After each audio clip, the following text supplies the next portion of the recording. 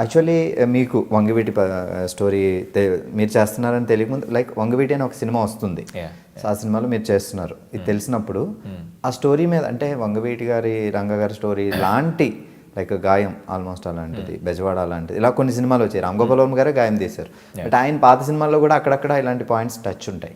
So మళ్ళీ అదే సినిమాతో అదే పాయింట్తో ఫుల్ ఫ్లెడ్జ్డ్ వంగవీటి అని వస్తుంది.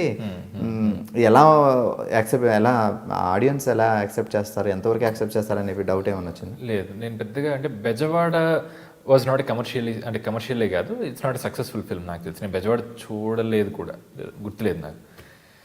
కానీ గాయం లాంటి ఫిల్మ్స్లో ఒక టింజ్ ఉంటుంది అంతే తప్ప యాజ్ ఇట్ ఈస్గా నీ క్యారెక్టర్స్ చెప్తే తప్ప అర్థం కావు. అండ్ వంగవీటి కథ అంటే విజయవాడ నేపథ్యం ఉన్న కథ లోకల్గా ఉన్న వాళ్ళకి కొంతవరకు ఐడియా ఉంటుంది తప్ప మిగిలిన వాళ్ళు నాలానే పేర్లు వినుంటారు.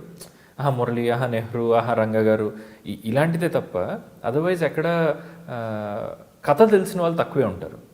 సో అందుకు this is a fresh film and more over ఒక వేడి ఉంది, ఆ కథ తెలుసుకోవాలన్న ఇంట్రెస్ట్ జనాలకి అయితే ఖచ్చితంగా ఉంది. అంటే వర్మ గారు ఒక ఫిల్మ్ చేసినప్పుడు ఊరికే సినిమా చేయరు. ఆయన అనౌన్స్ చేసినప్పుడు కొన్ని ఫిల్మ్స్ ముందుకెళ్తాయి, కొన్ని ఫిల్మ్స్ లేట్గా రావడానికి కూడా కారణం ఏంటంటే అనౌన్స్ చేసిన తర్వాత అరే ఆడియన్స్లో ఇంట్రెస్ట్ ఉందా లేదా అన్నది చెక్ చేసుకుంటారు. నాకు తెలిసి, నాకు అర్థమైనంత వరకు ఒక సర్వే లాంటిది. అంటే సర్వే అనే కాదు, ఫీడ్బ్యాక్ ఒకటి వస్తుంది కదా, ఓ ఇది చేస్తున్నారా, ఓకేనండి we are waiting for this film అని ఎవరైనా చెప్తే ఆహా దీన్ని చూడటానికి పీపుల్ ఆర్ రెడీ అని అనిపించి కొంచెం దాన్ని స్పీడప్ చేస్తారు. సో అలా ఆయన చేస్తున్నారు అంటేనే ఆహా దీనికి ఏదో ఒక వాల్యూ ఉంది అని అర్థం. సో నేను ఎక్కువ ఆలోచించలేదు నిజానికి. నా క్యారెక్టర్ వరకు మాత్రం నేను ఫోకస్ చేశా అండ్ దాని మీదే ఉన్నా అంతే. ఫిల్మ్ గురించి నిజంగా పెద్దగా ఆలోచించలేదు వరకు. సో ఇందులో పర్టికులర్గా చూసుకుంటే ప్రతి ఆర్టిస్టు వంశీ, మురళి కనిపించాడు, ఒక సందీప్ 2 క్యారెక్టర్లు తీశాడు. అసలు రాధా అయితే ఇంకా చాలా నా పర్టికులర్గా అయితే నాకు రాధా బాగా నచ్చాడు ఇలా ఒక హీరోలా. సో మిగతా ఆర్టిస్టులు వాళ్ళ గురించి అంటే మీరు అంతా ఒక టీమ్గా వర్క్ చేశారు, కలిసి వర్క్ చేశారు.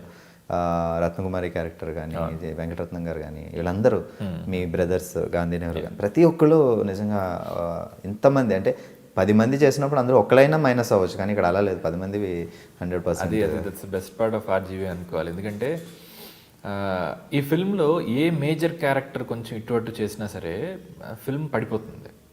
ఎందుకంటే ఒక హీరో కాదు, ఒక విలన్ కాదు, అన్ని ఇంపార్టెంట్ క్యారెక్టర్స్ ముందు నుంచి చెప్తున్నారు. 5 ఇంపార్టెంట్ క్యారెక్టర్స్ ఉంటాయి ఈ ఫిల్మ్లో అన్నట్టుగా. ఓకే, సో రాధారంగా, గాంధీ, నెహ్రూ, మురళీలు అండ్ రత్నకుమారి గారు. సో ఈ క్యారెక్టర్స్ అన్నీ కూడా ఏదైనా ఒక్కటి కనుక మ్యాచ్ కాలేదు అంటే ఫిల్మ్ వీకెన్ అవుతుంది. ఎందుకంటే ప్రతి ఒక్కరికి ఒక రైజింగ్ పాయింట్ ఉంటుంది, ఒక డౌన్ఫాల్ ఉంటుంది, ప్రతి ఒక్కరికి ఒక ఇండివిజువల్ గ్రాఫ్ ఉంది. సో ఆ గ్రాఫ్ డెఫినెట్గా డిస్టర్బ్ అవుతుంది మూవీ చేస్తున్నప్పుడు. బట్ అంటే ఆయన విజన్ ఏంటో, మరి ఆయన సెలెక్షన్ ఎలా జరిగిందో, ఆ కాస్టింగ్ ఎలా జరిగిందో నాకు తెలియదు, కానీ ఎవ్రీబడి డిడ్ దేర్ బెస్ట్ అనిపిస్తుంది. అంటే నెహ్రూ గారిలో ఎంత అంటే గుంభనంగా ఉండాలో ఆ మనిషి, అంటే లోపల నిజంగా మాస్టర్ మైండ్ వర్క్ చేస్తుందా లేదా ఇండెసివ్గా ఉన్నారా అది తెలియకుండా అది బ్యాలెన్స్ చేయటం is a very tough job. Sritej as Nehru did that very well in fact. And అలానే ఆ మురళీకి సెకండ్ హాఫ్లో కావాల్సిన ఆవేశం ప్రాబబ్లీ నెహ్రూ గారి దగ్గర నుంచి రావాలి. ఫస్ట్ హాఫ్లో గాంధీ దగ్గర నుంచి రావాలి.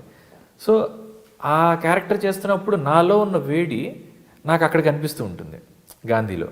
ఎందుకంటే నేను సాఫ్ట్ కాబట్టి బ్యాలెన్సింగ్ యాక్ట్ మళ్ళీ. సో ఇవి నాకు పర్ఫెక్ట్గా అనిపించింది. అంటే గాంధీ చేస్తున్నప్పుడు నేను షూట్లో కూడా ఎక్కువ ఉన్నాను కదా, ఉన్నప్పుడు అంటే ఇంత వేడి ఉన్నప్పుడు అతన్ని చంపేశారు. సో ఆ తర్వాత మళ్ళీ రైజ్ అయ్యేవాడు దాన్ని నెక్స్ట్ లెవెల్లో ఉండాలి అన్నట్టు నాకు కూడా ఒక చిన్న ఫీడ్బ్యాక్ ఉండేదన్నమాట, నాకు నేనుగా ఇచ్చుకునేది. అండ్ శాండీ చేస్తున్నప్పుడు కూడా అంటే ఎక్కువ షూట్ శాండీ నేను లేము, ఎందుకంటే కామన్ సీన్స్ కూడా చాలా తక్కువ, హార్డ్లీ పెళ్లిలో తప్ప అసలు నేను అతను ఎదురుపడం ఫిల్మ్లో. బట్ అదర్వైజ్ లొకేషన్ ఒకే ఊర్లో చేస్తున్నప్పుడు గట్రా కొన్ని సీన్స్ చూసేవాళ్ళం. సో అతను ఆ రంగాన్ని యాజ్ ఇట్ ఈస్గా ఇతను చూపించగలుగుతున్నాడు అని అయితే అనిపించింది. రాధా ఎక్కువ షూట్ చూడలేదు నేను, బట్ రంగా చేస్తున్నప్పుడు మాత్రం ఆ హెయిర్ స్టైల్ కానీ ఇలా అనుకోవటం కానీ ఓకే అవన్నీ వర్కౌట్ అవుతున్నాయి డెఫినెట్గా అని అనిపించింది. Hi, this is Vamshi Chaganti. Subscribe to iDream Media.